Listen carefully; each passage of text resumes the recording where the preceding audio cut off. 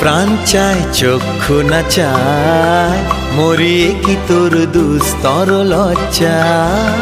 প্রাণ চায় চক্ষু না চায়, সুন্দর এসে ফিরে যায়, তবে কার লাগি মিঠায় সজ্জা।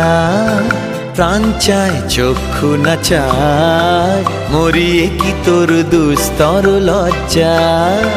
প্রাণ চায় চক্ষু না চায়।